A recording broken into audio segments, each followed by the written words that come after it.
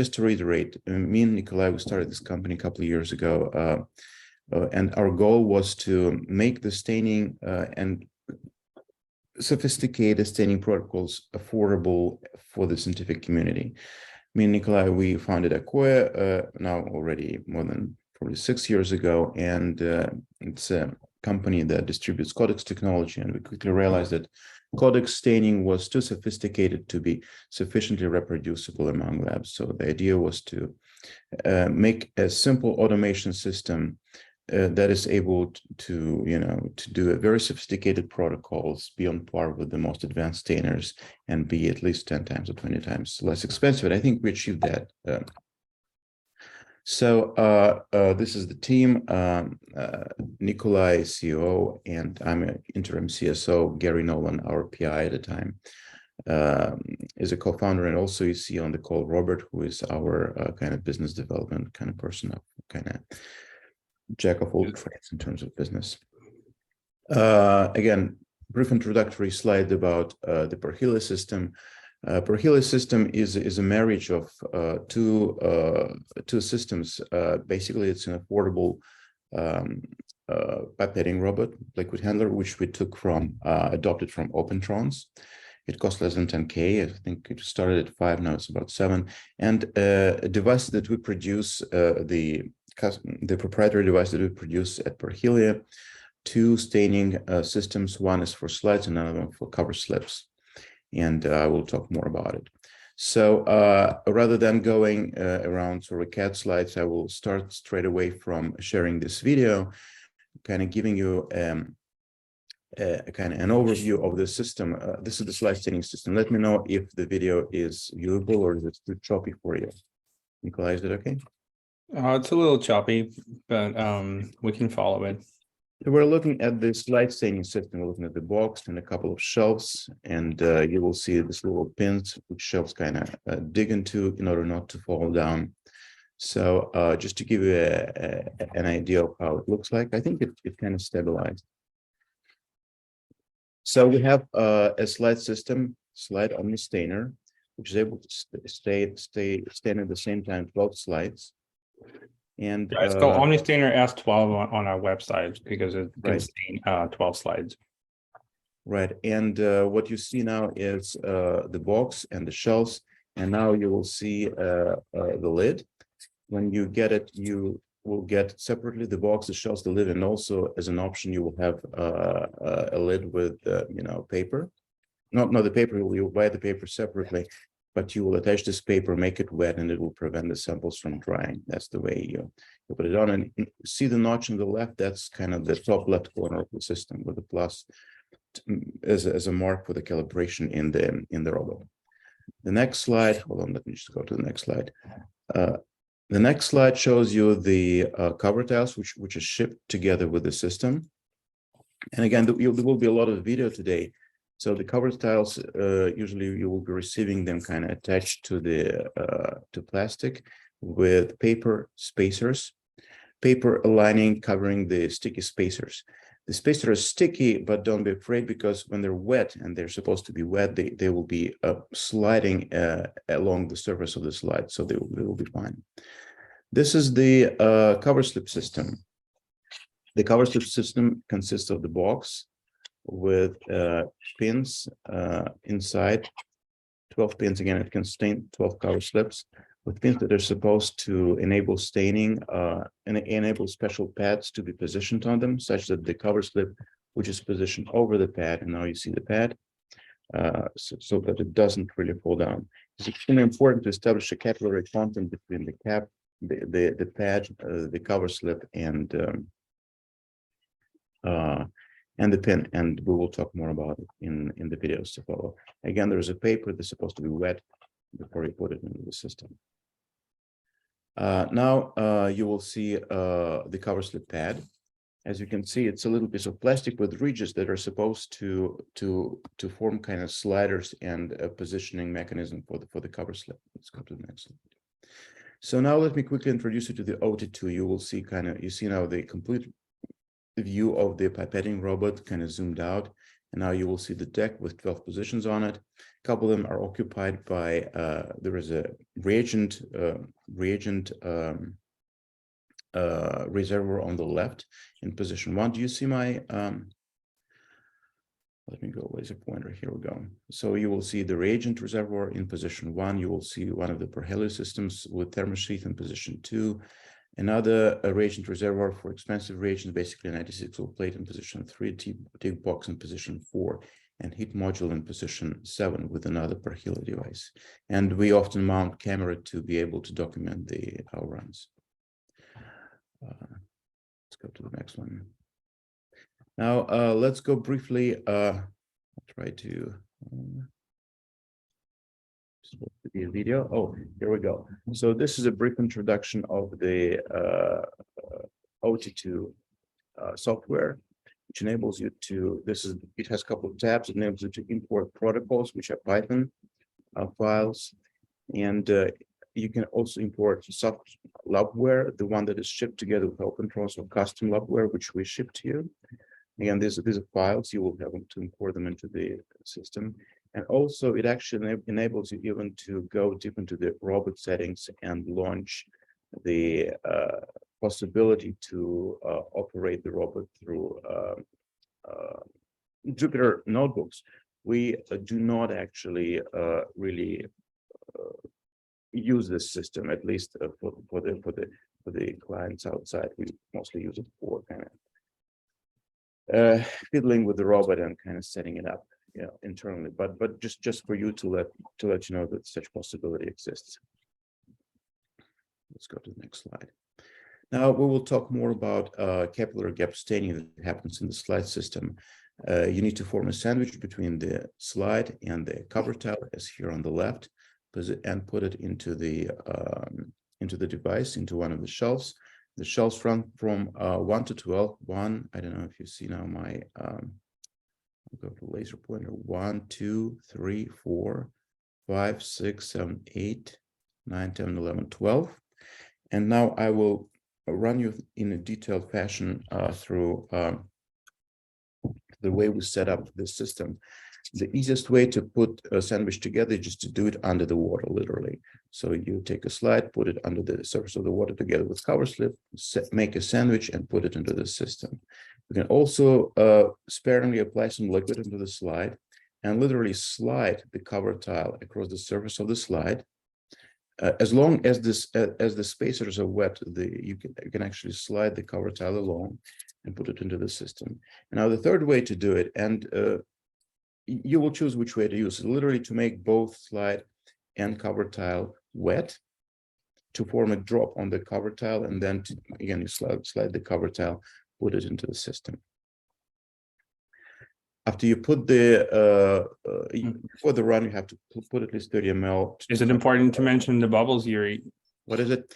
Oh yeah, so normally if you do this 3 ways of putting the sandwich together, you shouldn't really have the bubbles. If you have, especially if you put everything under the surface of liquid, you could use PBS, or you are retrieving buffer, any liquid by your side. But in case you do have some bubbles, they form because the liquid is degassed, there are many reasons. You could start sliding the cover tile across the surface of the slide, and kind of by the sliding motion pushing the bubble with the ridge of the cover tile, you can get it out if such need actually arises. But normally you really won't be observing them. Okay, let's continue.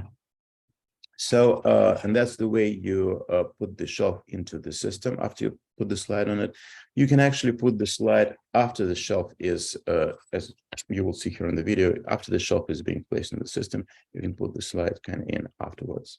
So there are many ways, and you will choose the method that you like. That's the way you wet the cap. You put about 10 ml on the paper, and now the system is assembled. Now we will talk briefly about how the cover slip system is assembled. Basically the same way, instead that now your sample is not on the bottom and the cover tile on top, but not the sample is in the cover slip, face down on the pad. You can see here's the pad. the cover slip, the sample, and do you see my arrow, or you see only the? Do you see my arrow, Nikolai? Yes, I do. Okay, great. So you'll have here the cover slip, the support tile, and the sample facing down towards the pad. This is the sandwich. And on the next slide, I will in detail run you through how to make it. Again, several ways. You can put this little pad into the angled tray filled with water, and then literally take a cover slip and put it onto the pad. This is one way to do it. Now, the easy way to do it, a little faster, is just to take a pad. And now I'm aligning the cover slip. Yeah. So another way is to take the pad and put maybe 150 microliters on it or so, and having the pad facing with one of the ridges towards yourself, just drop the cover slip on it very fast. It doesn't need a lot of water. You can put it on the table. Again, before the run, you have to cover the bottom with liquid to prevent evaporation. And now we are placing the sandwiches on, into the device. What's important is to have a firm contact. And actually, I would almost maybe, I think on the next frame you will see somewhere there.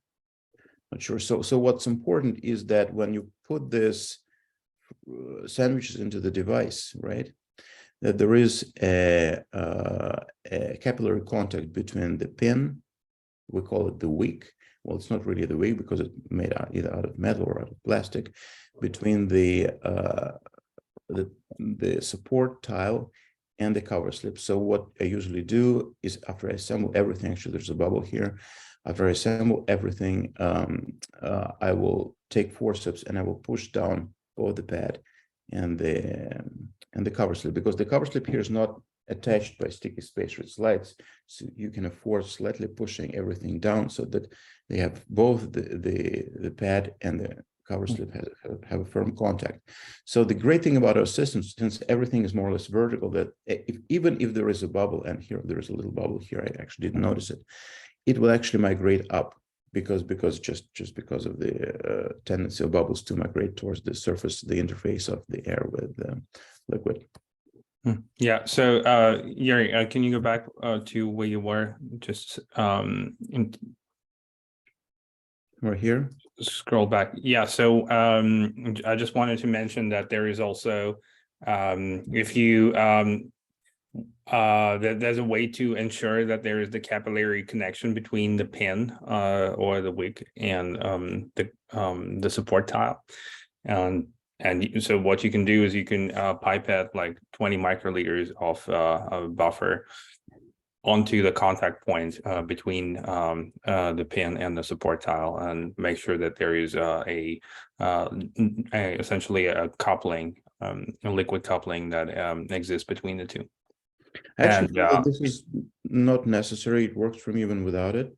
Absolutely fine. But I agree. If you're kind of want to be absolutely sure, you could probably do it. So let's talk a little bit about the reagent reservoirs. That's how you assemble the reagent reservoirs. You can purchase, so you will be shipped a 12-well trough. I think you will be purchasing separately, where you place the liquid, your reagents, into the specific wells as per protocol, and you will seal it with a sticky tape, with a sealing mat, which is pierceable and will be pierced in the course of protocol, will prevent reagents from evaporation. And now I will show you, you will have a special trough for less expensive reagents that you saw on the prior slide. It's a 12-well trough. Each well holds about 20 milliliters of liquid. You will also have a reservoir, which is a basic 96-well plate for expensive reagents, so that to hold exactly the volume of the sandwich. We found that the volume for the, and I will talk more about how to determine it by yourself if you hesitate, but the volume for the sandwich with the cover slip is about 60 microliters, and of the slide with the cover tile is 120 microliters. But again, people sometimes want to be like either more economical, could probably get away with 40 microliters and with 100. Some people want to use reagents to ensure that guaranteed everything is, you know, covered and saturated, they'll probably would like to use, I don't know, 60 and 120. So I will show you how to determine the volume. But for now, again, you can just literally pipette into this well of this and seal it. Another option is to use this 96-volt plate as a rack for your kind of strips with reagents. And I want to and I specifically want to stop here. We will plan to distribute reagents, and we will plan to eventually to provide scientific community with sort of kits for every protocol that we run. In this case, this is a kit for IHC. Each strip corresponds to a single reaction. The reagents are taken is a modification of reagents that occurs from DACO. You will actually see the DAB, like a dark well here with DAB reagent. And again, we just place them one by one. If you have them, a lot of them in the fridge, you don't have to think about, you know, how to prepare reagent, type them out. Just put all these reactions and start the run. It's very, very fast. And in case you use it as a rack, we will provide the special, a special tool to actually to prevent the strips from jumping out of the rack during the run. At the moment, it is sort of a handmade, but obviously we will soon start providing it at our website. Just keep checking. So that's basically how you can make this tool out of simple pipette tip, pad. So now let's talk about how we place the labware on the deck. We usually position the reagent trough into position 1, tips position 6, and then Parhelia device Omni-Stainer would be in position 2. In this case, it's the coverslip module, and the expensive reagent tray into position number 3. It's very important to ensure that all of your labware, and we call this things labware, the bottom of the labware is flush with the bottom of the deck. Otherwise, the tip wouldn't land precisely. So after you positioned your labware onto the deck, you have to go and very carefully check that everything is properly kind of firmly kind of inserted down to the very end. Now let's talk about what happens when you start the run. When you start the run, you open the OpenTrons lab application, and you import the protocol which you created, and I will tell you about the way to create the protocols a bit later. So you open the system eats up the protocol, and you have an option. It checks that there are no mistakes, and you're offered an option to actually check the labware position. You have to do it every time. It really saves from a lot of trouble. So here you can click on the labware setup. You can either apply stored data, or this time we will ignore, and I will show you how to recalibrate the system. So your labware position check. It will take the first tip, and then it will position the pipette over the tip, and you will see there is a little mistake there during this positioning. So the system will offer you to open the jog controls. You will open the jog controls on the right, reveal jog controls right here. And you will have a chance to reposition the tip with a different kind of level of precision. I usually position the pipette just a little lower than what is recommended by OpenTrons to have it more firm, but that is for the generation 1 pipettes. Same for the trough. And now we will talk a little bit more about what happens. So the paired devices, the Omni-Stainers, are set in such a way that tip initially, before any calibration, arrives 5 millimeters above the surface of the Omni-Stainer, and you should calibrate it towards the cross on the lid. So that is to prevent any collision of the system with the tip with the Omni-Stainer. With a coarseness of 1 millimeter, you will make 5 movements down in order to precisely position the tip, and you will change the coarseness to 0.1 millimeter. And as here on the video, And with additional movements, you will very precisely position it to the cross touch. It will almost touch the process. It's okay to touch it, not a big deal. But roughly, it should look exactly like this. And eventually, you will do more or less the same now for the 96-hole plate, and then you will proceed close and apply the labware and proceed to the run. Let's start the run right now. Now, let's see what's on the next slide. So after you've done all that, it's time to talk. Hold on. It's time to talk about how to, in case you hesitate, you find the volume, you can actually use blue reagent that will be shipped to you for that matter. You assemble the sandwich with liquid inside, and then you literally measure the volume of blue reagent that it takes to displace the liquid. In this case, it was 60 microliters. That's the way you do it. Another useful notion is how to refill the tips, because you will position the tips that you receive from the open trons into the deck, and some of them will be used. There will be spare positions left. You don't want each time to use a new box. So to this end, we actually use a very cheap eight position pipette for 50 microliters. And we just use it that's how we use it to refill the tip boxes. I thought that you should kind of know that.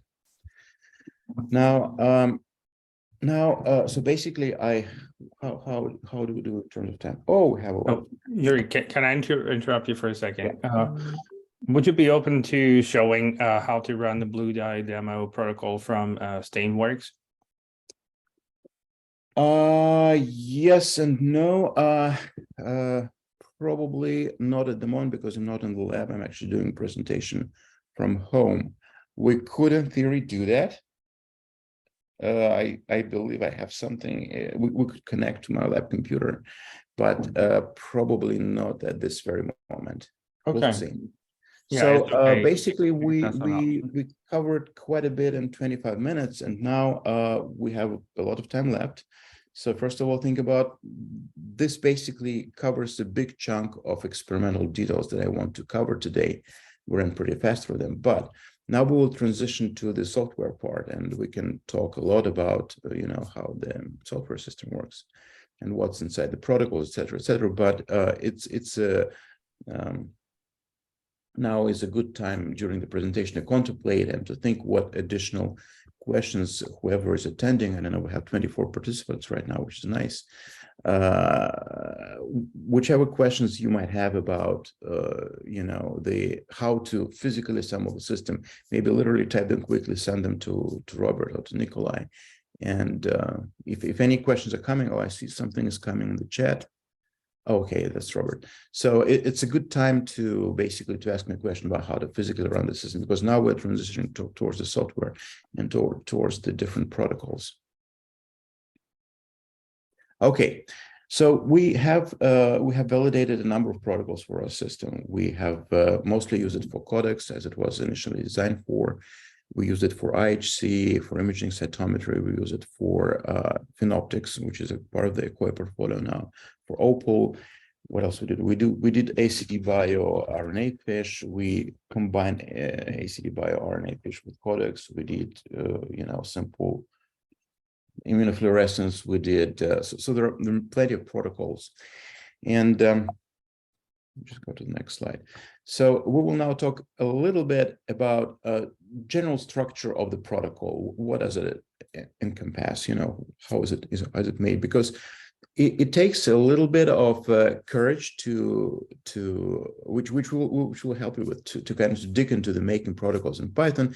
And as a matter of fact, we have created special software so that a person which completely is unable to do the coding or doesn't want to access the body of the code, which probably will be most of your labs. And there is a good chance that people that are attending the seminar today will be kind of the gateway for the rest of the community to use this system. So what most likely will happen is that you will take our protocols, maybe you'll establish yours, and you will use our system to allow other people to quickly reconfigure your protocols. And the system that we're talking about today will enable you to do that. But first of all, let's talk a little bit about what's in the protocol. So in the protocol, there are generally 5 general parts, the way I distinguish them. There are global functions, which we will constantly revise and update. And this global function will be pasted in your protocol automatically if you use the online system to create protocols. There are configurable parameters. There is a step where you configure the positions and contents of the reagents reservoirs, where you have the reservoirs on the deck and what's in them. And there's a loading into the system of the labware. That is a command, basically. And they're literally the protocol steps. Now, again, this is the part with the global functions. When you will open the protocols that you will receive, you're most advised to open them in the Notepad++. And it's you can use any text editor, Word, WordPad. So what you will see is the part where there's the functions are defined. The functions are this, well, the functions, the simple procedures simple conserved procedures to operate the pipette, and to do the solution mixing. One of the most important ones for us are wash samples. The rest more or less is a derivative of this function. In wash samples, we say which pipette we use here. We have the solution well, and we have the samples. In other words, from where to take it, where to put the volume, how many times to repeat it. We have, if your system is if you feel that your system is not properly calibrated, you'll have an option to define a distance, an additional distance from the sandwich, or if you need to lower the tip or a little bit lift it up. So couple of functions here. Again, wash samples. We have here dilute and apply fixative, which is used in a couple of protocols, and then open shutter and close shutter. That enables you to open the thermal sheath and to close the thermal sheath. The next step is configurable parameters. So you will see a lot of lines like this with the code name Virao. And this is an invention of Nikolai. So this is an absolutely unique system created by Nikolai, where it enables you, if this protocol is written in such a way, in other words, with this line here, it will display as a configurable option in the GUI, in the graphic user interface, which we'll talk later in the Parhelia StainWorks, which you will see on the web. So if you put here a parameter with this line, an additional parameter, for example, the name of the user, for example, then when the person will open your program in web software, it will have an option to change this username and configure it somehow. Then we have configuring positions and contents of the reagent reservoirs. These are two blocks in the protocols. You will see labware position object with a field such as tiprec or CODEX reagent plate in it, and these will be the deck positions of the labware, right? And also you will see further down, maybe you will see the objects, for example, buffers, and different fields of this object, different variables within this object will correspond to, say, for example, specific positions in your, so buffers corresponds to reagents reservoir. For example, in this particular protocol, we see that in position A1 of the 12th trough, we have, PFA, and then we have, in A2, we have a staining buffer, and then storage buffer, methanol, PBS. This is obviously taken from some option of the CODEX protocol. And finally, literally the body of the protocol can be extremely simple. This is blue dye exchange. In other words, it literally has two lines. The first line is, applying blue staining reagent to the sample. With a single line, wash samples, we take the blue buffer from the position where it is stored. We apply it to the staining sandwich with a certain volume and certain number of repeats. The next step, we take the clear buffer, which could be PBS or something similar. Again, we take it from the position where the clear buffer is stored, applying to the sample chambers with the wash volume and number of repeats. So it's, after all the work of writing the rest of the protocol, you won't have to do it. We will just take the parts of the protocol that we have created for you. Usually you will use it as an example, as kind of a seed for your work, but it is extremely simple to write the protocols. Now, this is sort of the golden nugget, and this is the Parhelia StainWorks software. And let me see now. Okay, so what I will try to do now, we'll probably try to literally maybe open up this software. Let me see. Where is it?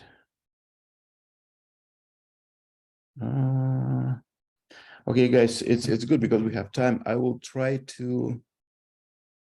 I think it must have been somewhere here.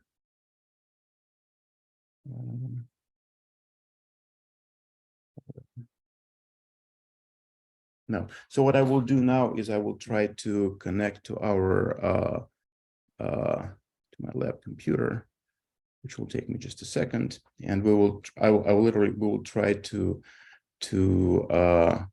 play a little bit with the software. And the good thing is that we have time. Yury, real quick, a couple of questions came up. One was related to how do you heat samples? And I noted that for the OpenTron's OT2, there is a thermal module that allows heating for protocols that require that. And in addition to that, we have the thermal sheath, which goes over the Parhelia Omni-Stainer and maintains the temperature within the device. It has a shutter that opens and closes using the tip of using a tip and the robot to perform that task. There are some videos on our website that show that as well. Any other questions? Thank you, Robert, for kind of helping me here. Okay. Just a second. Need to find the password.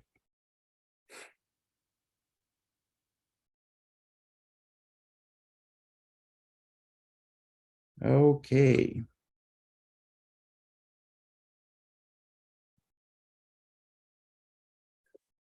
Okay. So let's talk a little bit about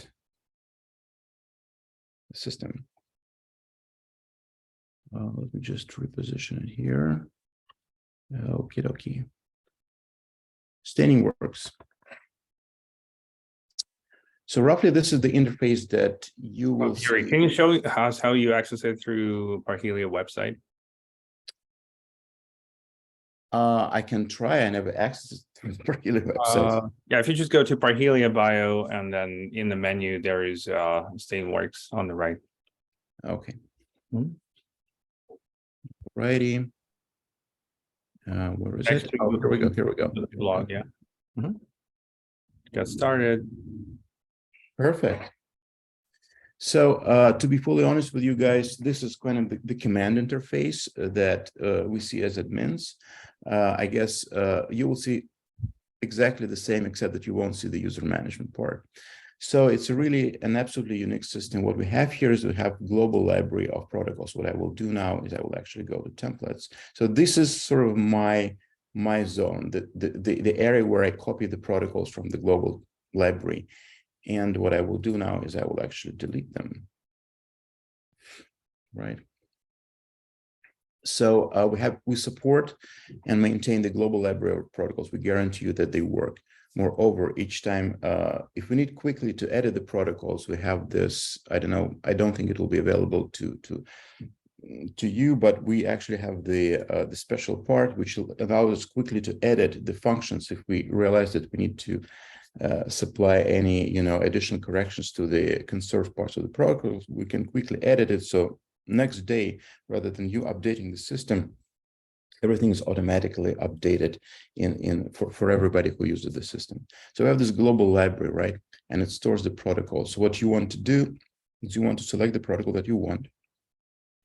And we have way more protocols. We just didn't have time to fully populate the system, but within days, there will be many more protocols there. So what you want to do is you want to press this button here, and the protocol gets copied into your kind of templates area. So this is your personal area, right? So again, I'm pressing here, and I'm pressing here, and all the protocols get copied into the system, right? Templates. So what you can do now is you can press onto this kind of settings button right here, and you will have a chance to configure the protocol. Now, what you see here is what the person in your lab, your comrade that doesn't want to go and literally edit something into the Python text, that's what he should use really. So he can here select a number of various, Omni-Stainers, and there will be option just simply an Omni-Stainer or an Omni-Stainer with thermal sheath, right? So if you're running a thermal protocol, for example, you want to stain slides, you select slides, Omni-Stainer with slides. If you want to run something where you want to heat the slides, you select with thermal sheath, and eventually the protocol will recognize by the name of the labware what kind of experiment, whether you want to heat it or not. So you can also select the plate type. There will be just, you can just simply black plate, a red plate, or you could use red plate as a rec for tips, number of samples, etc., etc., etc. And you can actually save it without downloading. And then, for example, how about I put here generation 2, although I have generation 1. So I will save it, right? And next time I open it, I think it was CODEX, right? It will have the generation 2, right? And I can save and download it. So I have downloaded the protocol. Now it's in my downloads folder. And I can now rename it, I don't know, John, and date, and purpose. And I can save it in the folder wherever you want on the desktop, which you use for the accountability, where you save your runs. So, and then John, date, and purpose. And now I can actually literally take this protocol. I would delete the old protocol from the system. Now we're in the Omnitrons, in OpenTrons kind of application, and now I will just choose the file, downloads, and I can start my system. So again, the idea is that generally the idea is that the web software allows you to very quickly edit the body of the protocol. Now imagine you personally, let me show you something really cool. So let's imagine that let's go to this downloaded protocol, and let's say that you want to develop your custom protocol. Let's try to do that. Oh, just a second. I think I accidentally left the TeamViewer. Okay, so let's go. Just a second here. So we will go to the downloads folder, and here's the John, date, and purpose. This is the protocol, right? So first of all, as I promised to you, there is the area with the functions, right? Right here, we're going through it. And then there is, this is the area that is being automatically added to the body of the protocol. So it was always updated, always everything is working. We take care of that. And then there are configurable parameters. So how about we will add something to it, right? So we will say, I will just literally copy paste. And we'll add a username, right? So well played type. So we will type here username, and we will put here John, and Mary, and Elizabeth, right? And here I will select John. So I will save it.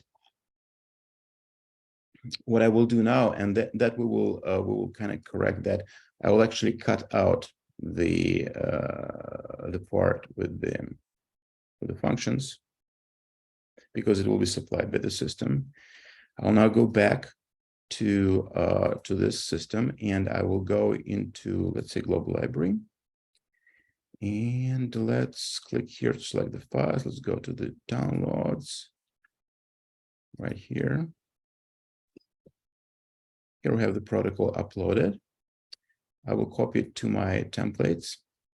Have now John, blah, blah, blah, blah, blah. And look at this. What do we have here? Username. You can select John, Mary, Elizabeth. And eventually, so you have done this, you're an expert, you've done this. And now the person, a student, a rotation student, PhD student, or whoever is not familiar with processing the code, can quickly choose the parameter that you want to use in your system. So now let's go back to this protocol and let's see how can we create something custom. I think so somewhere there it was a CODEX protocol. We tried to so that's where the definition of the reagent more or less ends, and we're trying to more or less annotate them properly. So here we go. Let's briefly discuss what's there in the CODEX protocol, right? So it starts, if it is, we can actually do the antigen retrieval. Well, it's not here though, but here, if it has a sheath on it, it says open the shutter. If it is FFPE, it will tell you to skip the step, but if it is not FFPE, it will offer you to fix the sample, then washing the sample with this too. So what you will notice in many cases is that inside of the washing step, there are actually two lines. One takes 1 microliter and puts it back into the same area.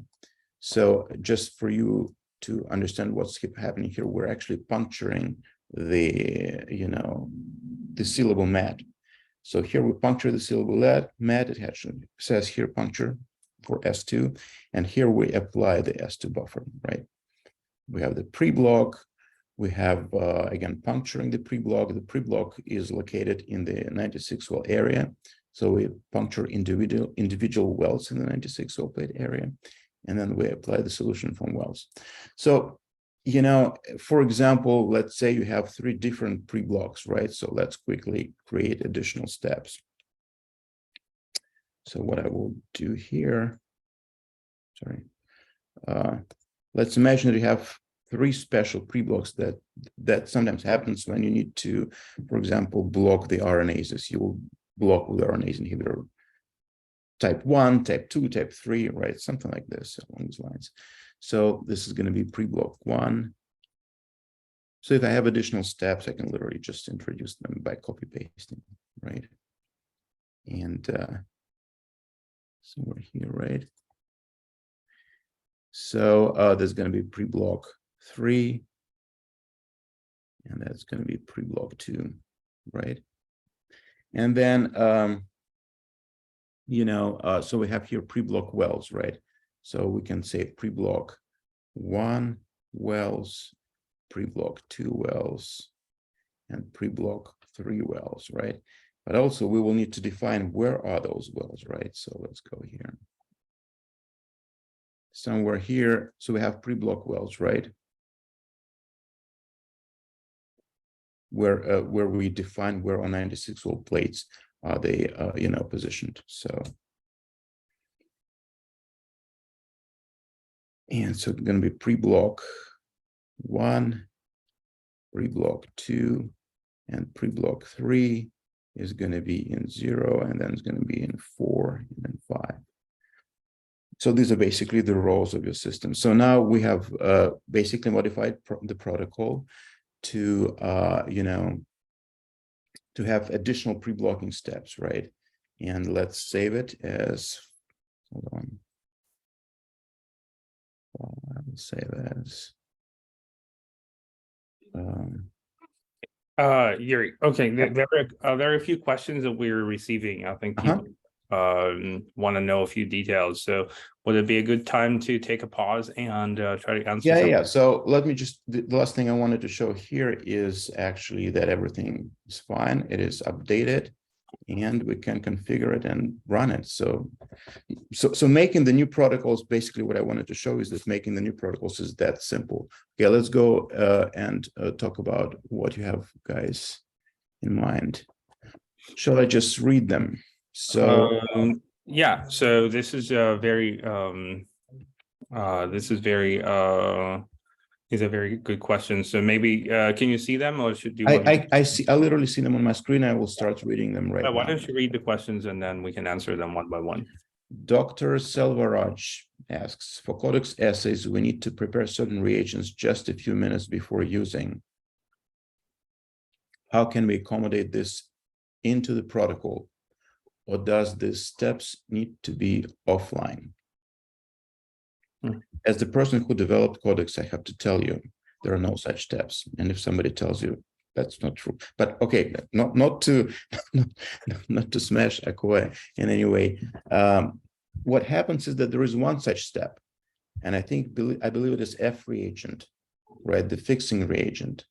So what we do is we take this reagent, we put it on deck, and we use it at high concentration, such that it deteriorates a little bit, but still we're working at high concentration. So in the end, everything evens up. So we place the reagent F into the well of the 96-well plate in a non-diluted form. I think it's in DMOS or something like this. And then during the protocol, it is being actually prepared to its final concentration PBS by the robot. So it is being stored there in protective solvent, which protects it from, hydrolysis or whatnot. And then it is being prepared during the protocol. Another such reagent could be potentially methanol, right? That you mean. So first of all, we do the methanol step at room temperature, just the quality of the staining is same or better. We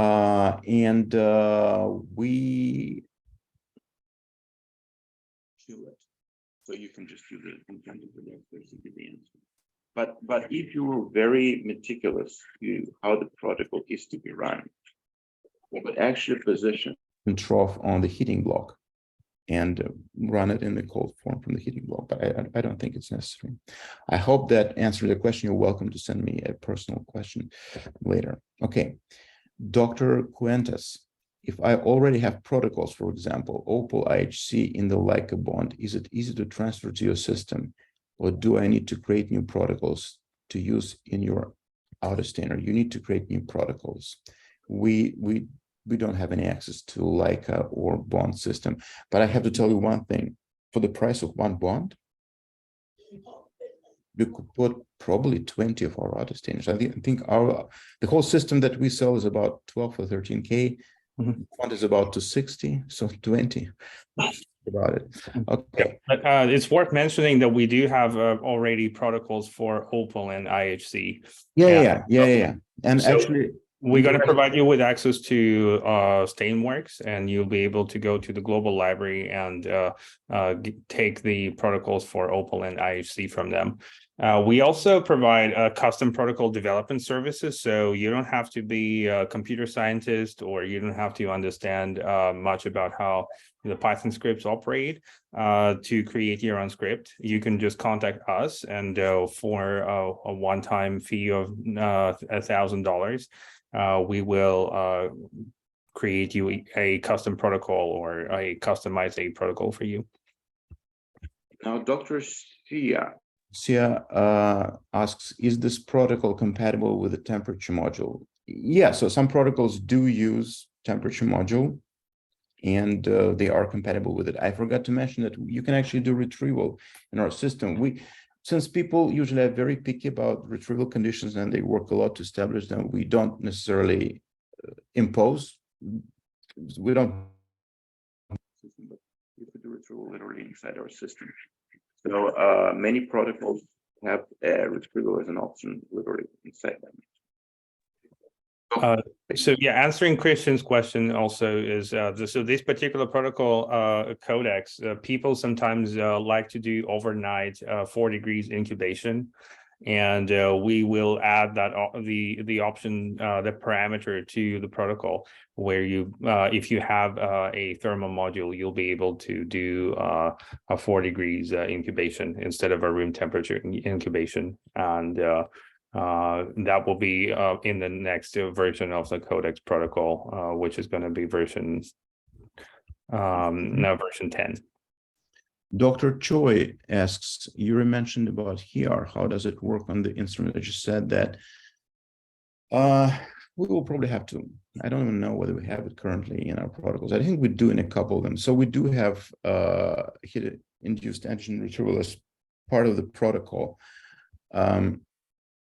To be fully open with you, we don't.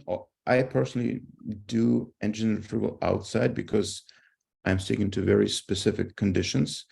But we have another robot from I don't know, Thermal Fish or something, which does the retrieval. It's basically a water bath, a programmable water bath. So I'm used to using that. If you want to do it in our system, you could do it in our system. Dr. Choi also asked, is this instrument for histologists or computer science people? I guess for both.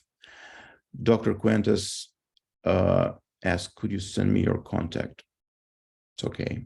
I could probably do that.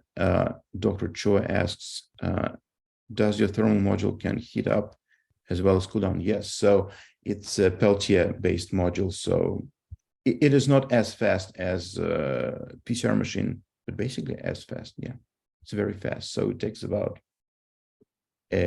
centigrade per minute, something like this. Probably faster. No, probably faster. Yeah. It is much faster. So it takes about 10 minutes to heat up to 95. So that's going to be like 7 centigrades from 25 or something like this per minute. Okay. Dr. Quintus asks, I need to make some clean process in the system if I need to use for several as example.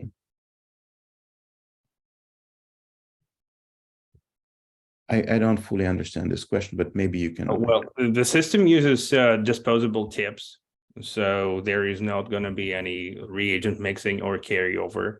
And the cover tiles that that I use during the staining are also single use and disposable. So you every time you run a new sample, you have a completely clean start. And so there is not really a concern about any kind of contamination between different reagents or assays. Hopefully, the only thing that is reusable is the Omni-Stainer itself, but it doesn't really touch the sample because the sample is protected within or contained within the staining chamber under the cover tile. The only thing you do is you rinse the Omni-Stainer between the runs and just remove the waste from the bottom tray. So in the remaining 7 minutes, let's just go back to my presentation, right? You guys see my, and I just want to show you a couple of slides pertaining to specific protocols. So again, we can go back and open this protocol. So basically, this is the schematics of the HCM. I'm sure everybody knows how it is done. Basically, 2 steps. Primary antibody, then secondary antibody conjugated with HRP, and then the HRP is able to convert the substrate in solution to insoluble form. That's how the IHC is done, immunohistochemistry. And I just wanted to point out the benefit of our system in terms of the quality of the data we see. So first of all, on the left, you see an example of manual staining, which is backgroundy. Since we have a very even layer of solution over the sample, we have much less background. On the right, you will see the quality of the staining obtained in our system. And this is the zoomed out view, and this is the zoomed in view. Oh, here's the zoomed in view of the staining. This was the staining of some kind of dendritic cell specific antigen, I think maybe CD271 or something like this in the follicle in human tonsil. Again, you can see background on the left, no background on the right. And the generally the level of this signal we get is absolutely astonishing. You can see this is CD8 in the tonsil. It's really kind of eye cringing. You see very distinct membrane saturating level of DAP across the membrane and the empty nucleus. It's very precise. And on the left, this is only the DAP channel deconvolved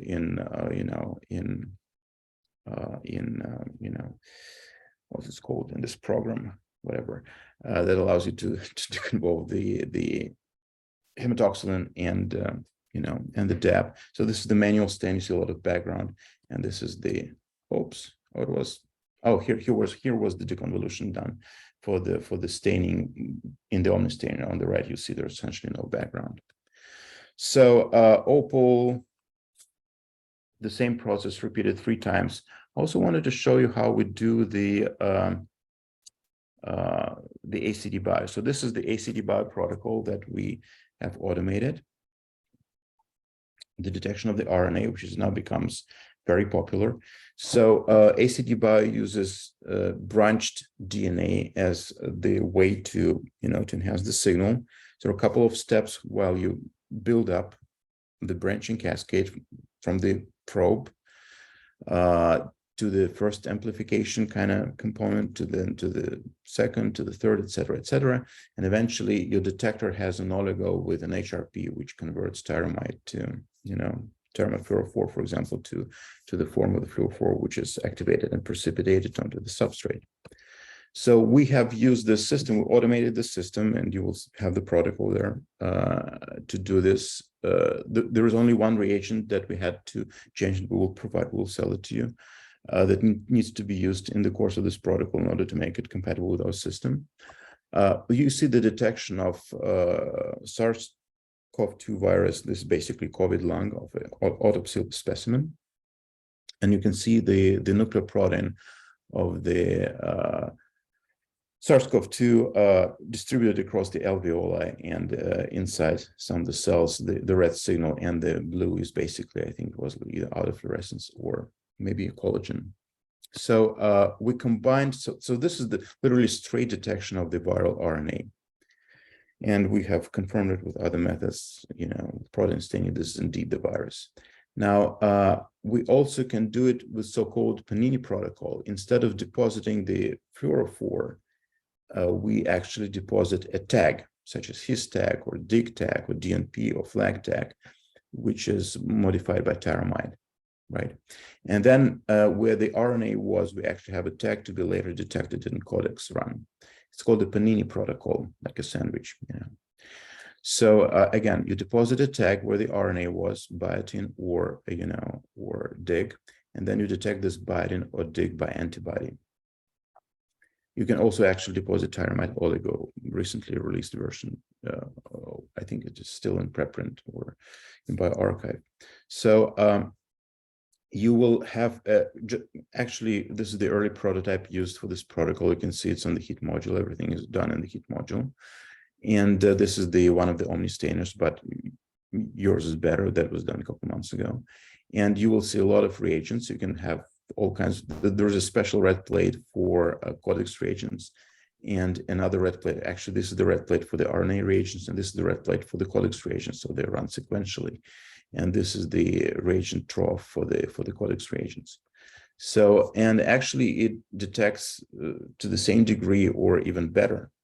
So here you can see the RNA detected by a tag that is being deposited, and later this tag detected by CODEX. So you can, using our robot, you can actually combine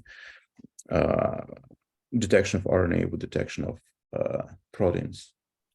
I guess that's where I want to end. It's like 9:59, exactly 1 hour, and I'm happy to take more questions. So Chang Cho is asking about the about how do we know that the slides within the Omni-Stainer reach the same temperature as what we set on the thermal block, because they are not, they're not really like touching the metal. Right.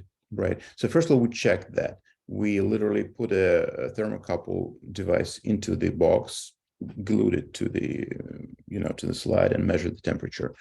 It does reach the temperature with a delay. So, for example, the thermal block, unfortunately, I do have here a slide. So here's a slide of the thermal block. You will see here a thermometer, basically the digital thermometer, literally showing the temperature of the thermal block. So the temperature inside the module during the dynamic ramp will reach this temperature in about, 2 minutes or 5 minutes. So, and we allow this additional times for system to saturate. For example, if my thermometer just reached 95, I will give it another 5 minutes, roughly. And in 5 minutes, I can guarantee everything inside will be 95 as well.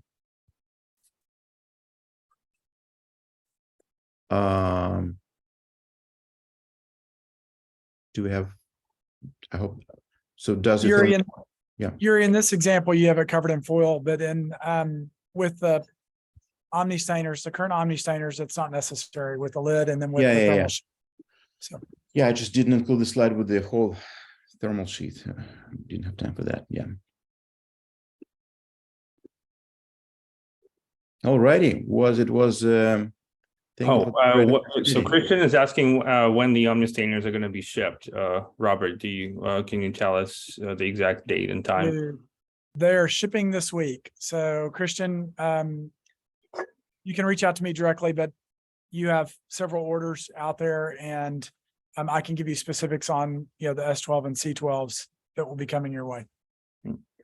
Yeah, and we're also going to send out the email with instructions on how to access our documentation, how to access the StainWorks protocol, where to order the auxiliary labware like the 12 troughs and the 96 well plates.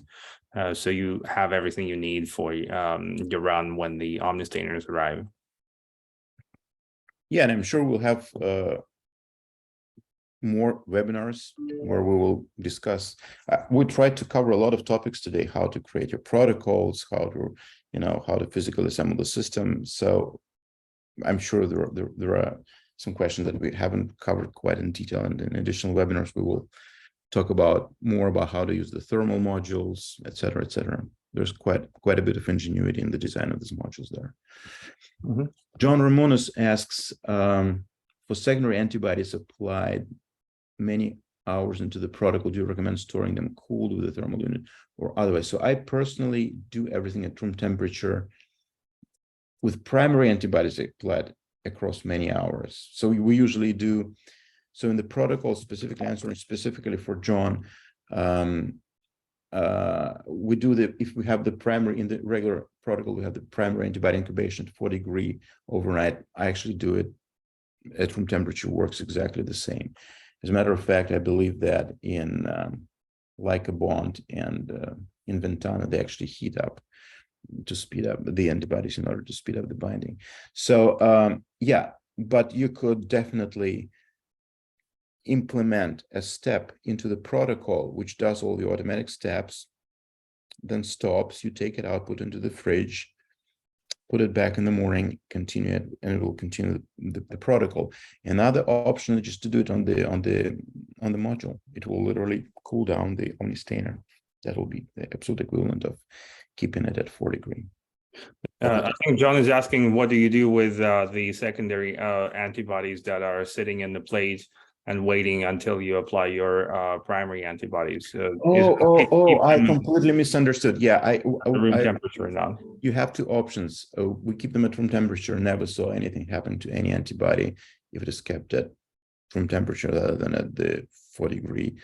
Antibodies like 50 years ago were stored, for months at the room temperature, so it's very stable. But you could store them on the heat module. You could actually put the whole expensive reagent rack onto the heat module and have it at 4 degrees, definitely.